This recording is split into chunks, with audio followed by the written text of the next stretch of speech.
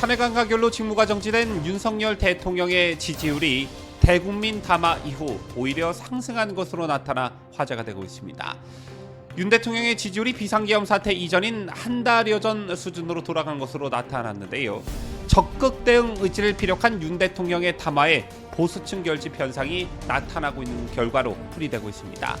특히나 20대에서 40대의 긍정평가 응답률도 탄핵안 가결 이후 5에서 8%포인트가 상승한 것으로 나타났습니다. 이 밖에도 차기 대권주자 적합도와 관련해 한동훈의 하락세가 뚜렷한 대신 홍준표, 오세훈이 약진하고 있는 것으로 나타났습니다. 관련 소식 잠시 후 상세히 전달합니다.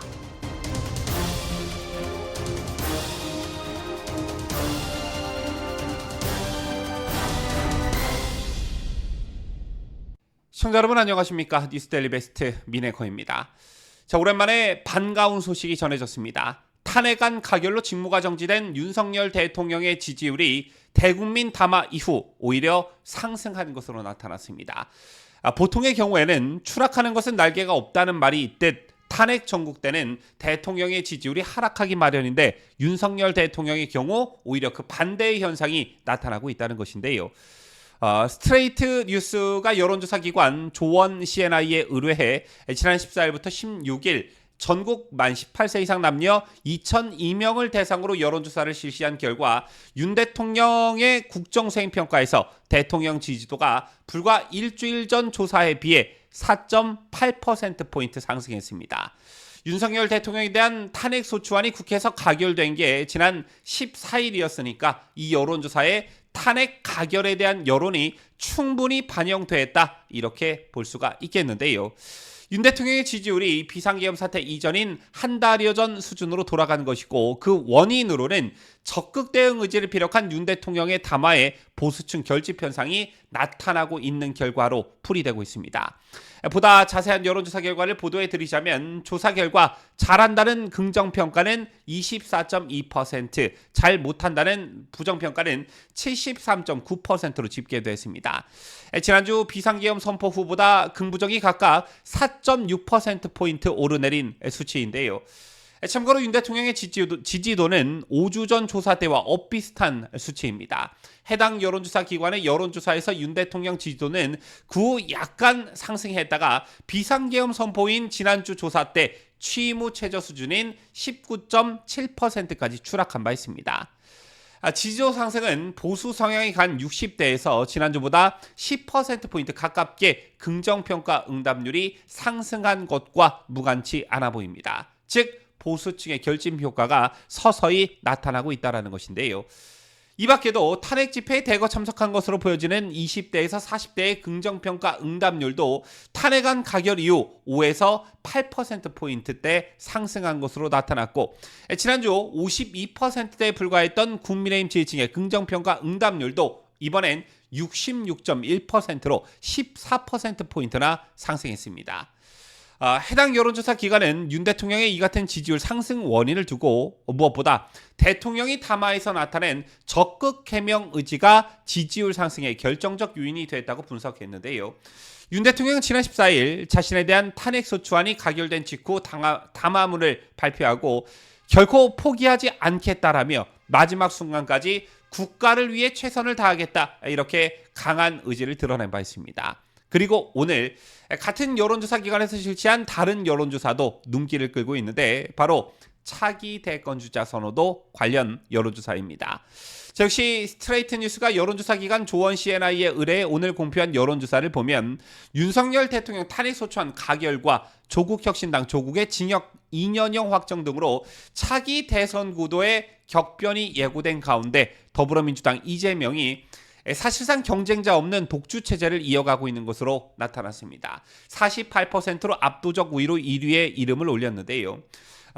이어 국민의힘에서 쫓겨나다시피 한 한동훈이 8%, 역시 국민의힘 소속인 홍준표 대구시장이 7% 응답률을 얻었습니다. 또 그 뒤를 국민의힘 소속 오세훈 서울시장과 민주당 소속 김동연 지사가 각각 5.7%로 뒤를 이었고요. 역시 국민의힘 소속인 원희룡 전 국토교통부 장관은 4.8%, 개혁신당 이준석 4%, 국민의힘 안철수 의원은 2.8% 응답률을 기록했습니다. 참고로 2년형 확정으로 피선거권이 5년간 박탈돼 사면복권이 되지 않는 한 다음 대선에 출마할 수 없는 조국혁신당 조국은 이번 조사부터 대상에서 제외됐습니다. 조국의 출마 불가에 따라 조국혁신당 지지층의 응답률도 큰 변화를 보였는데 민주당 이재명 쪽으로 59.1%, 김동연 경기지사에게 13.4%가 응답한 것으로 나타났습니다. 어쨌든 이재명의 독주라 참 상식적으로 납득할 수 없는 일이지만 이게 또 반 이재명 정서를 동시에 불러온다는 점에서 또 민주당에서 이재명 외에는 다른 대안이 없다는 게 기정사실화되고 있는 국면에서 한 방에 나가리가 될 수 있는 사법 리스크를 안고 있다는 점에서 이재명의 독주가 크게 와닿지 않는다, 이런 말씀을 드리고 싶고, 이번 조사에서 무엇보다 눈길이 가는 것은 한동훈의 추락입니다. 윤 대통령 탄핵에 찬성해 보수파 지지층의 비판을 거세게 받은 한동훈은 이번 조사에서 8% 응답률을 얻는데 그쳤습니다. 지난주보다 무려 4.9%포인트 하락한 수치였는데요. 여기서 또 주목할 점은 그 반사 이익을 탄핵을 반대한 홍준표 대구시장이 가장 많이 챙겨갔다는 점입니다. 국민의힘 지지층만 따로 떼놓고 보면 한동훈 21.7%, 홍준표 17.7%, 오세훈 14.5%, 원희룡 12.7% 등으로 완전히 분산됐습니다. 종합해보자면 윤석열 대통령의 탄핵으로 보수파 지지층이 결집하는 양상을 보이면서 대통령의 지지율이 탄핵 전국에서 이례적으로 상승하는 모습을 보였고, 국민의힘 내부 상황을 보면 윤 대통령의 탄핵을 주도한 한동훈은 떡상, 탄핵을 반대하면서 선명성을 나타낸 홍준표는 상승 기류를 탔습니다. 앞으로 여론이 어떤 방향으로 흐를지 이것을 예측하기가 매우 어려운 측면이 있지만 뚜렷이 감지되고 있는 것은 보수파층이 예전 박근혜 대통령 때와는 다른 양상을 보이고 있다는 것입니다. 그때를 기억하시겠지만 JTBC 태블릿 PC 보도가 있은 직후 제 기억으로는 그해 11월 정도로 기억하는데 당시 박 대통령의 지지율은 5%까지 떨어졌습니다. 심지어 박 대통령의 정치적 고향이자 보수의 심장이라고 불리는 대구 경북 지역에서마저 10%대에 그쳤는데요. 하지만 그때와 지금은 전혀 다른 양상을 보이고 있다는 것입니다. 두 차례에 걸친 대국민 사과를 거치면서 힘이 다소 빠진 박 대통령과는 달리 윤석열 대통령의 경우에는 적극적인 해명과 결코 포기하지 않겠다는 메시지를 내놓으면서 결사항전의 뜻을 천명하고 있습니다. 여기에 더해 윤석열 대통령이 내놓은 그간의 대국민 담화 내용을 보면 보수파 성향 국민들이 충분히 공감할 수 있는, 아니 절대적으로 공감할 수 있는 내용들이 줄을 이루고 있다는 겁니다. 여기에 더해 윤석열 대통령이 조기에 무너지면 이재명이 대통령이 될 가능성이 높다는 위기감이 팽배한 것도 한몫하고 있다, 저는 이렇게 보는데요. 박근혜 대통령이 속절없이 무너지고 문재인 좌파 정권 5년을 경험해야만 했던 보수파 성향의 국민들에게는 이것만큼 예민하게 생각하는 부분도 없기 때문입니다. 따라서 윤석열 대통령은 앞으로 절대 움츠려들거나 소극적 대응을 삼가하고 보다 적극적으로 권력소의 의지를 가감없이 드러내야 한다. 혼자가 아니라 윤석열 대통령의 생각에 공감하고 또 함께 싸울 준비가 되어 있는 국민들이 많다라는 것을 항상 마음에 새기셨으면 좋겠다는 생각을 가져보면서 뉴스를 마치도록 하겠습니다.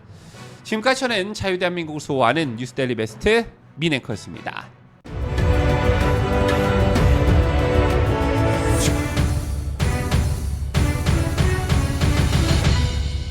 함께해요. 뉴스 데일리 베스트.